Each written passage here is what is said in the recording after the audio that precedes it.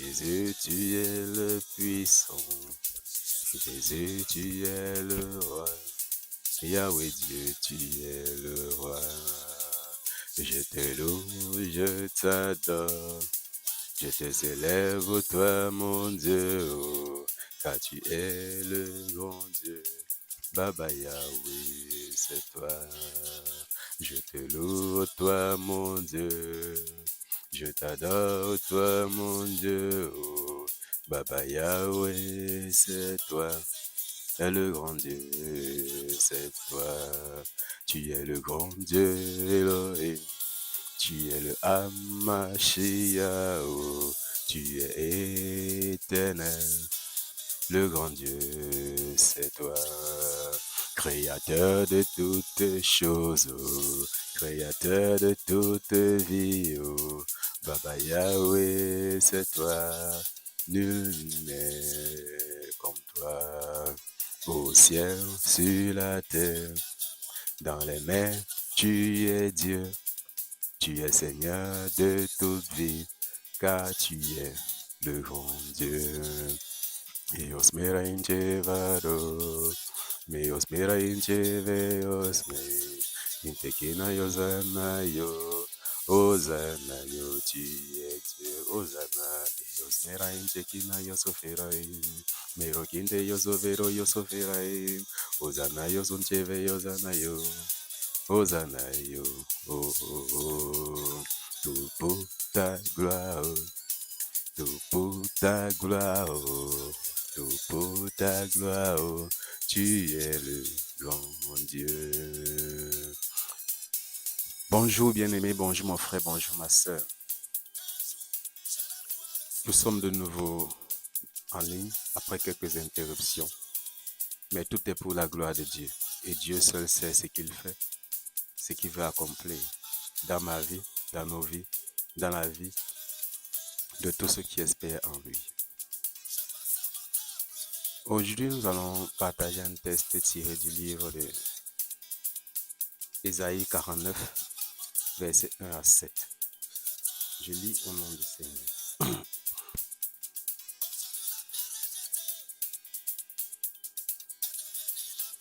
Écoutez-moi, peuple lointain, soyez attentifs. L'Éternel m'a appelé dès ma naissance. Il m'a nommé dès ma sortie de mes entrailles. Dès la sortie des entrailles maternelles, il a rendu ma bouche semblable à un glaive tranchant. Il m'a couvert de l'ombre de sa main. Il a fait de moi une flèche aiguë. Il m'a caché dans son carquois et il m'a dit, tu es mon serviteur, Israël, en qui je me glorifierai. Et moi j'ai dit, c'est en vain que j'ai travaillé. C'est pour le vide et le néant que j'ai consumé ma force. Mais mon droit est auprès de l'Éternel et ma récompense auprès de mon Dieu.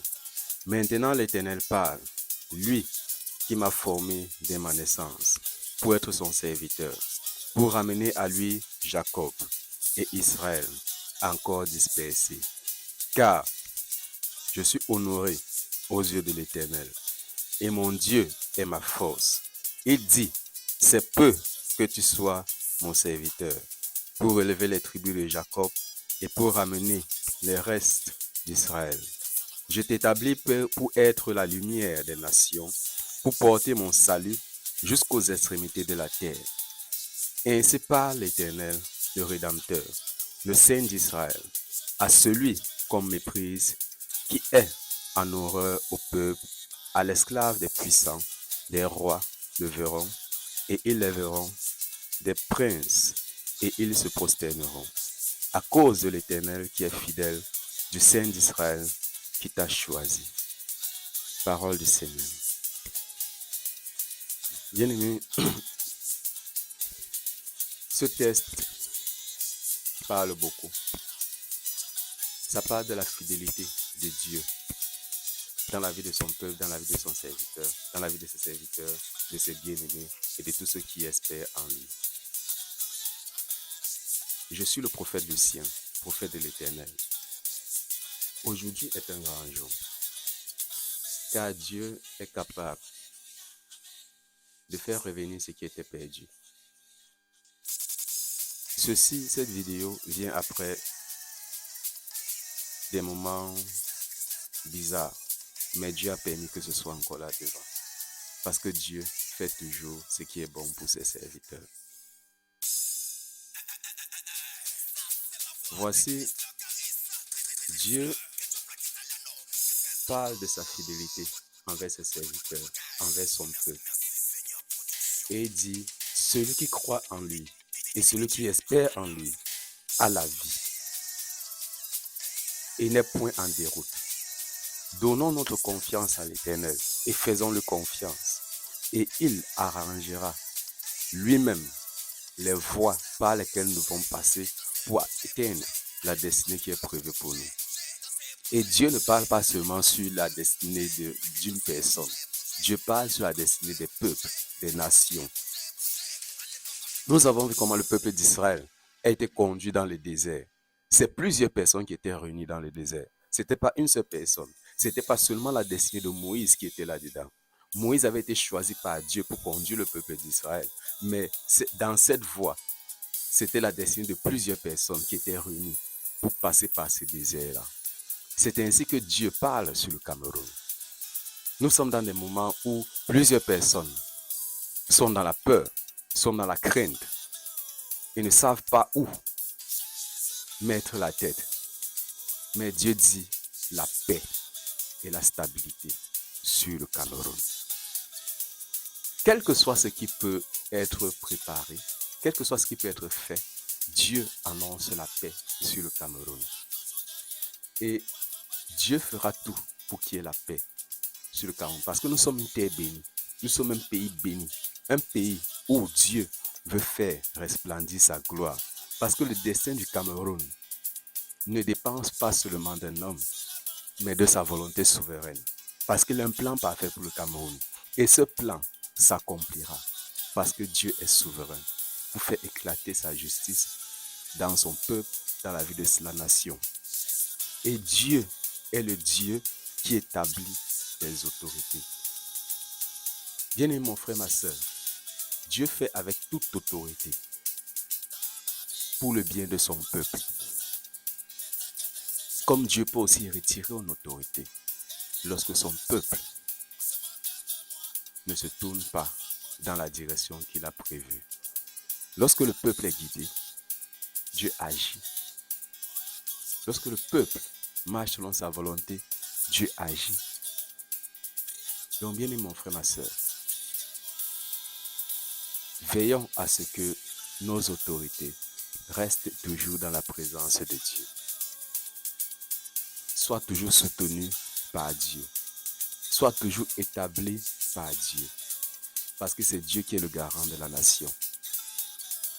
Bien-aimés, en ces temps-ci,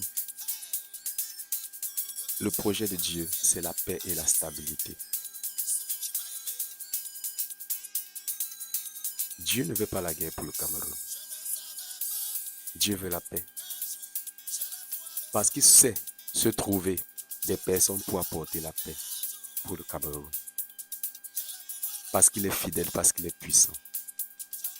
Voici le prophète Isaïe qui a travaillé pour Dieu sans rien attendre en retour. Et il s'est plaint à l'Éternel. J'ai travaillé en vain. J'ai travaillé à perte. Personne ne reconnaît ma valeur. Personne ne connaît, ne se soucie. Mais Dieu lui dit, voici, c'est peu que tu sois mon serviteur pour relever les tribus de Jacob et pour ramener les restes d'Israël. Je t'établis pour être lumière des nations, pour porter mon salut jusqu'aux extrémités de la terre. Bien-aimé mon frère, ma soeur, lorsque tu sers Dieu et que tu marches selon sa parole, ne regarde pas les péripéties de ta vie. Ne regarde pas les sens que ta vie prend. Tu peux passer par des déserts, par des moments de tribulation.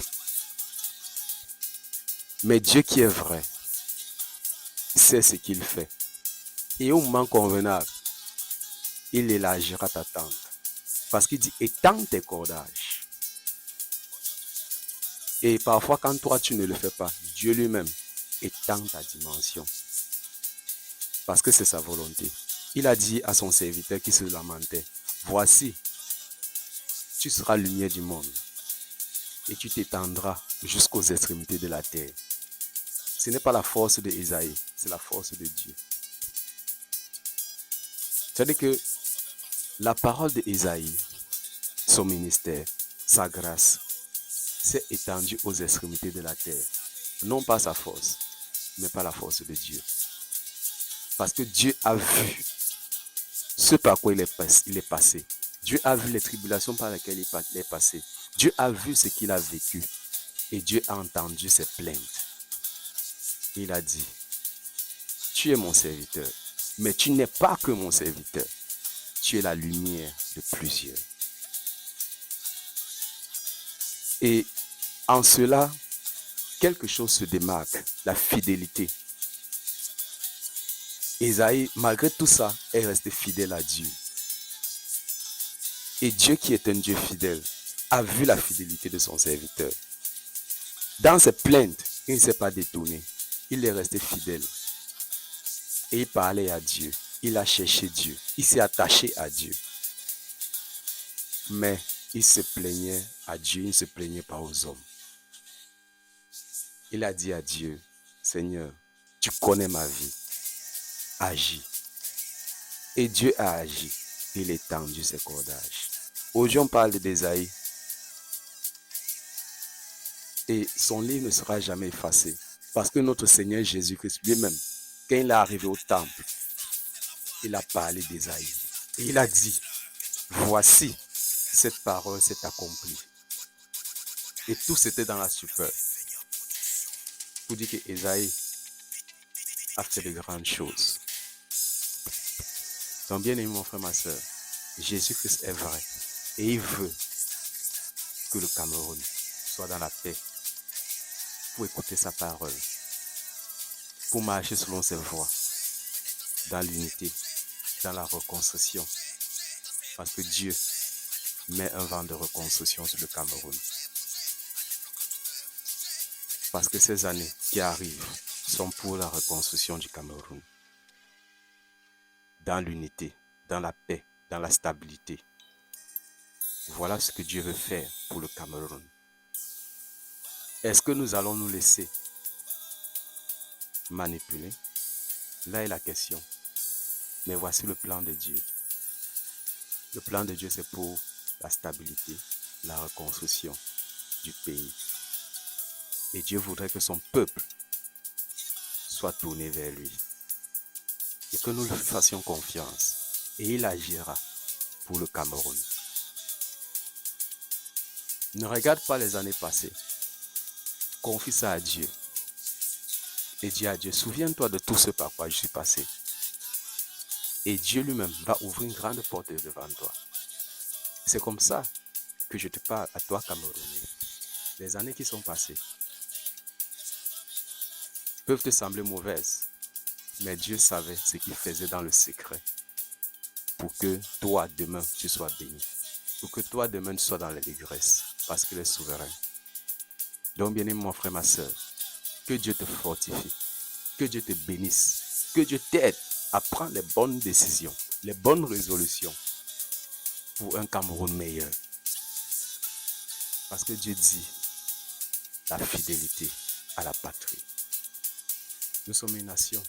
Ce drapeau que nous voyons, vert, rouge, jaune, c'est le symbole de la nation. C'est le symbole de notre pays. Et nous devons faire honneur à ce drapeau. Parce que des personnes sont mortes pour que ce drapeau existe aujourd'hui. Et nous ne devons jamais mépriser leur sang, mépriser leur prière, mépriser leur sacrifice pour nos intérêts personnels. Jamais. Donc bien aimé mon frère, ma soeur, respectons le vert ou jaune. Ayons l'amour pour la patrie. Et respectons les autorités établies par Dieu. Parce que, bien-aimés, si nous allons dans la guerre, ce sera un éternel recommencement. Là n'est pas le but de mon message. Dieu parle la paix pour le Cameroun. Dieu parle la paix. Dieu parle la paix pour le Cameroun et la reconstruction. Agissons en honnêtes citoyens et veillons à ce que le Cameroun ne soit pas dans le sang. Parce que ça, c'est le plan de l'ennemi, pour qu'il y ait le sang sur le Cameroun. Et ce sang crie, comme le sang d'Abel avait crié. Ça a crié. Et la terre a rejeté Caïn. Il était vagabond sur la terre. Il était préservé par la main de Dieu. Mais sa vie a été une succession de recommencements. Parce qu'il était vagabond. C'est pas ça que Dieu veut pour le Cameroun. Parce que l'avenir du Cameroun est glorieux. L'avenir du Cameroun est glorieux. Ne versons pas le sang. Et marchons dans la paix. Marchons dans la paix, dans la justice. Et établissons les bonnes personnes au bon poste pour un Cameroun meilleur. Parce que Dieu veut la paix pour le Cameroun. Soyons bénis, soyons agréablement bénis. Et que ces paroles résonnent comme une sirène dans l'aide, dans ton esprit, afin que tu puisses être ces personnes-là qui est le garant de la paix. Parce que Dieu a lancé ces signaux depuis le début de ces campagnes électorales. Mais le peuple n'a pas compris. Et voici la dernière phase où le diable s'agite pour verser le sang. Je ne rentre pas en arrière pour dire ce que Dieu voudrait faire, mais je parle sur le présent et sur le futur.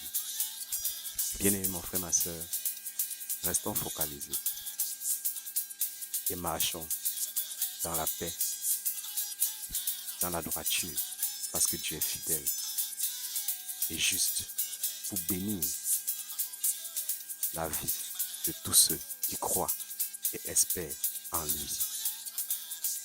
Et quand plusieurs personnes sont bénies, c'est la nation entière qui est bénie. C'est une machine qui prend une vitesse. Lorsque le train est lancé, plus la roue tourne, plus il prend de la vitesse. Et pour qu'il s'arrête, c'est difficile. Qui a déjà stoppé un train lorsqu'il est lancé en pleine allure en un instant?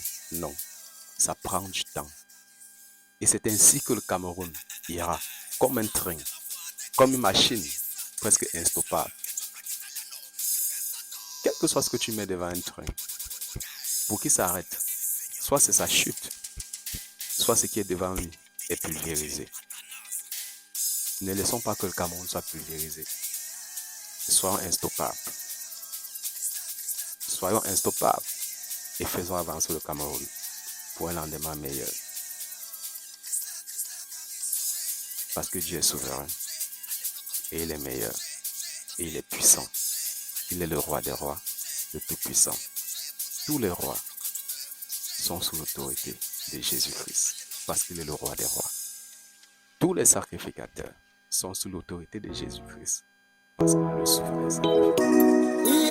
Bien-aimés, confions nos vies à Jésus-Christ et restons focalisés sur lui parce que c'est lui qui a tout pouvoir sur la terre, dans le ciel et dans les mers, dans les eaux. Aucune puissance sur la terre n'est supérieure à lui. Et à la mention du nom de Jésus-Christ, tout genou fléchit. Soyons agréablement bénis et à très bientôt pour un prochain message de la part de l'Éternel. Je suis votre humble serviteur, le prophète Lucien. À très bientôt. Sois béni, soyez béni et agréablement béni au nom souverain de Jésus-Christ. Amen, amen.